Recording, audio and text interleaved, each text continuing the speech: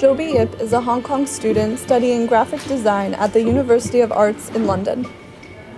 She is a member of a civil research group, Decoding Hong Kong History, which studies the archives related to the Sino-British negotiations on Hong Kong's future in the 1980s. This is my design in the first term of my final year, so like this year. And that was the time during like Hong Kong have the news about the political prisoners. So like Joshua Wong, Nathan Law, and Alex Charles, they were in the prisons. Yeah, when I saw some names which is very familiar for me, is maybe some of my inspiration of politics. And I was really depressed about this, and I think I can do something, or I can use my design to speak out what I want to. Like each character is like handmade. It can touch people more than like just export it in the computer. This is about like melting Hong Kong's flag. Is like presenting like Hong Kong is dying, like people fighting for democracy is all went to jail.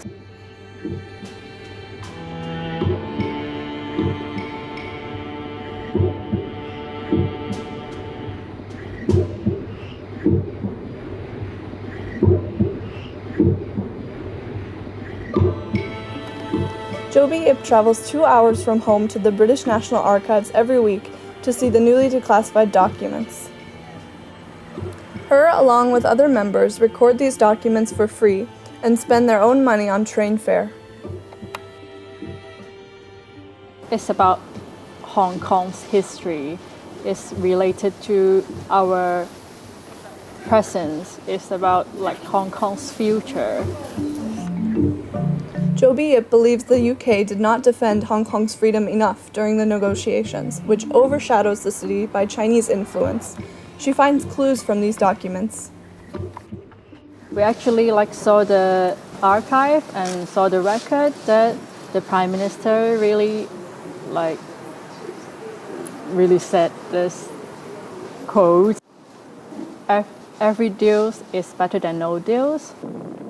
Joby Ip and other members of Decoding Hong Kong History are recently reviewing the documents of Tiananmen Massacre in 1989, when hundreds of students protesting for democracy were killed by the Chinese army in Beijing. We come here for the latest released archives, and we record the documents about the Tiananmen Massacre in 1989 recently. At that time, actually, Hong Kong people is really afraid and worried about like what will happen after 1997. Will Hong Kong become like this, or will Hong Kong people don't have democracy? There's really many details about like Hong Kong, like how these issues, these events affected Hong Kong and how it's affected the negotiations. So we try to see some more information inside the documents. Wally Chu is a history student from Hong Kong. He has just started studying his PhD in Bristol. His research topic is on the Sino-British negotiations of Hong Kong's future between 1979 and 1984 in a global context. So I come to Bristol to study Hong Kong history mainly for two reasons. Yeah, the first one is to try to get out from my comfort zone. I'm trying to challenge myself from different points of view, and I would like to try to have some new approach to study Hong Kong history. Like my supervisors always ask me to study Hong Kong history without mentioning Hong Kong, and I was struggling. For this kind of idea, because how can we actually study Hong Kong without mentioning it. But if we try to look bigger, like making comparison between Hong Kong and other places, other colonies like Gibraltar, like Falkland Islands, then we can see something that happened in Hong Kong was actually happening in Gibraltar and Falkland as well. Although he is in the UK, he doesn't miss Hong Kong because he is traveling back to the old Hong Kong through historical documents. It is the most important part to let me feel attached to Hong Kong. I mean, I can get into the world in the early 1980s to get into that period of Hong Kong. Every materials, every archives, or every diaries, they are selectively created, isn't it? Because those who write that kind of archives or that kind of materials, they choose to put on what they want into materials. We can only know about how the people at that time understand that kind of event rather than how it really happened.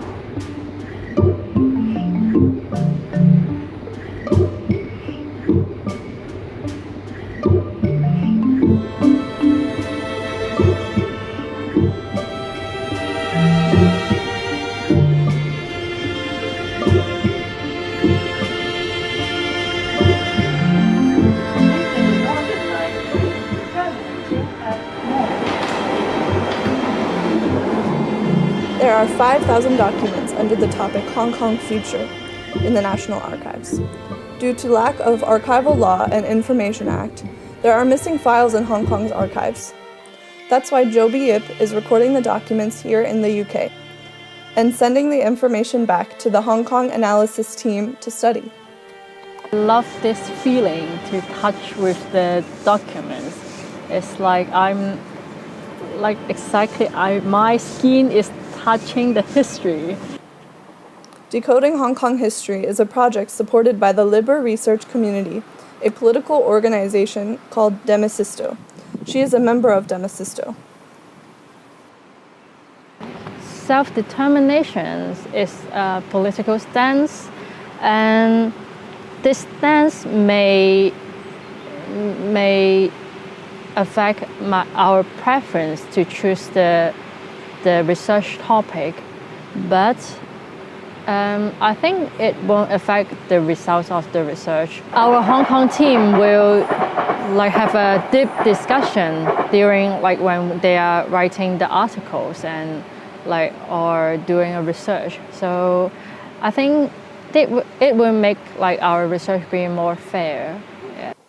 She said the documents not only present the British perspective, but show comprehensive information about the history.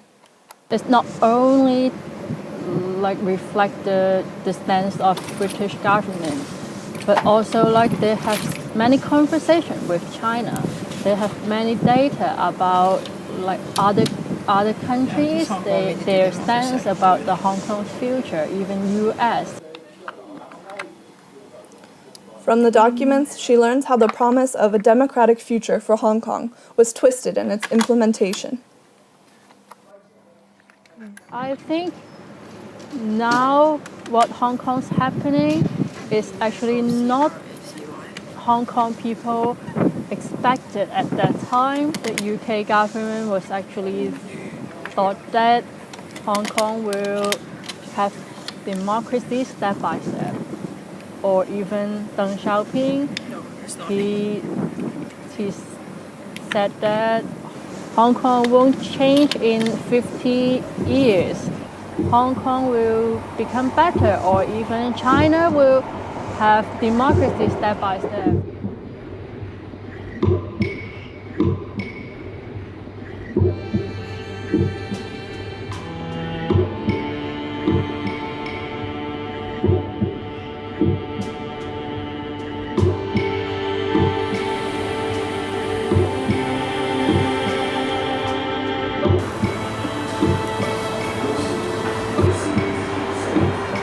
Today, Wai Li Chu is visiting a Hong Kong heritage bus preserved in Cardiff, Wales. He is impressed by the effort made to preserve the living heritage of the city. In Chinese, there is a saying about our treasure can only be found overseas, like 失求諸野 in Chinese. So I don't want this is happening, of course, because it means the people in our city, they lost their interest in our heritage, in our history. The original purpose was good. I can only say that because it respect each other. They respect the idea, respect the difference between Hong Kong and China, and the living style, the economy, the political system, everything. And of course, time has been changing, and we can't reverse that kind of change.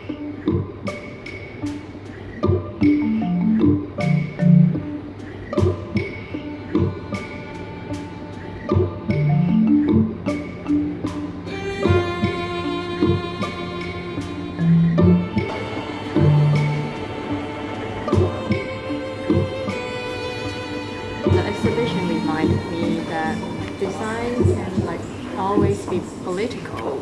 So when I do design, I wish to change the society.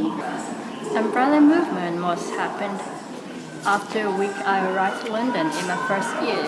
And at that time, I was very upset because I wish I can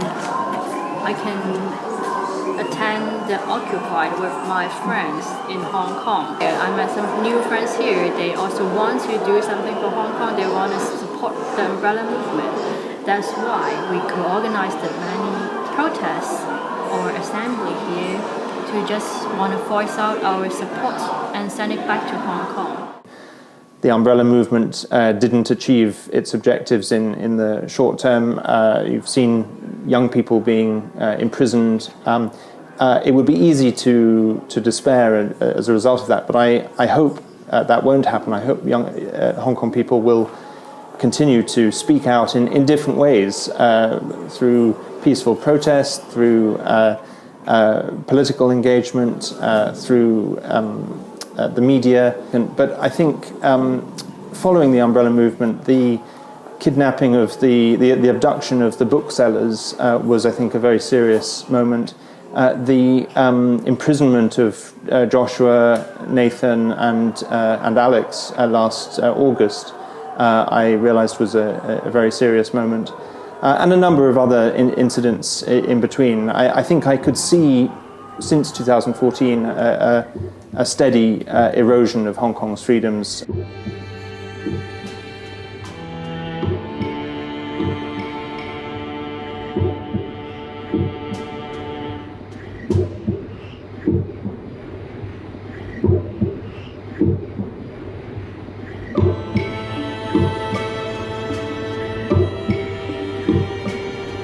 Another two members of Decoding Hong Kong History are visiting the National Archives. I think it's some kind of responsibility.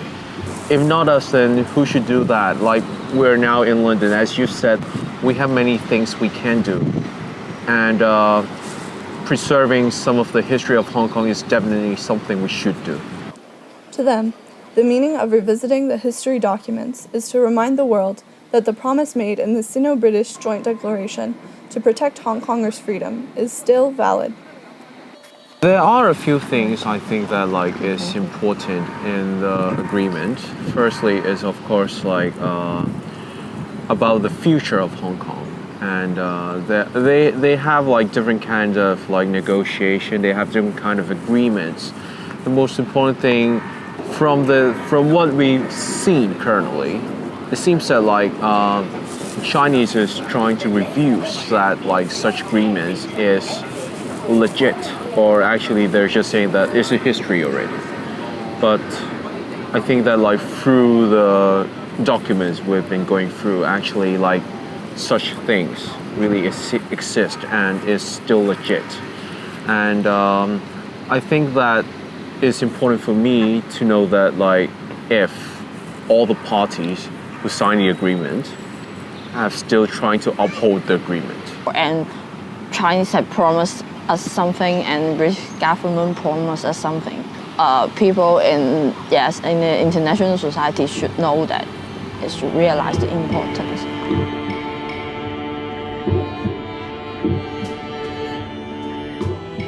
China does seem to have a very different understanding, and they also seem to have a different understanding of the Sino-British Joint Declaration. I know last year they described it as a historic document, no longer relevant for the current situation, but in reality it's valid until 2047.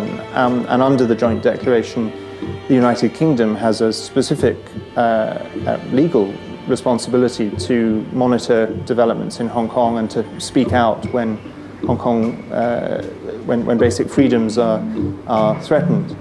So in terms of how to address this, I think the United Kingdom needs to fulfill its obligations under the Joint Declaration much more actively and robustly than it has done. I think it should be speaking out for Hong Kong and urging Beijing to uphold its obligations under the Joint Declaration.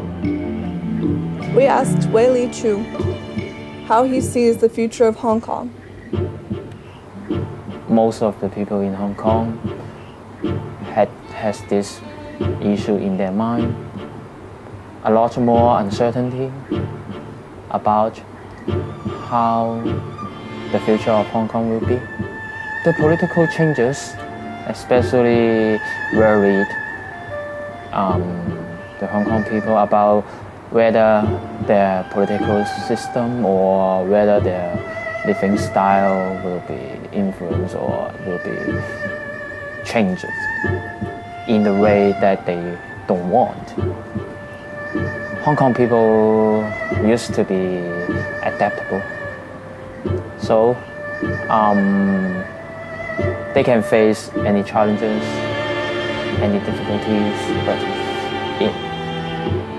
I hope they can, myself included, of course, do it in the right way.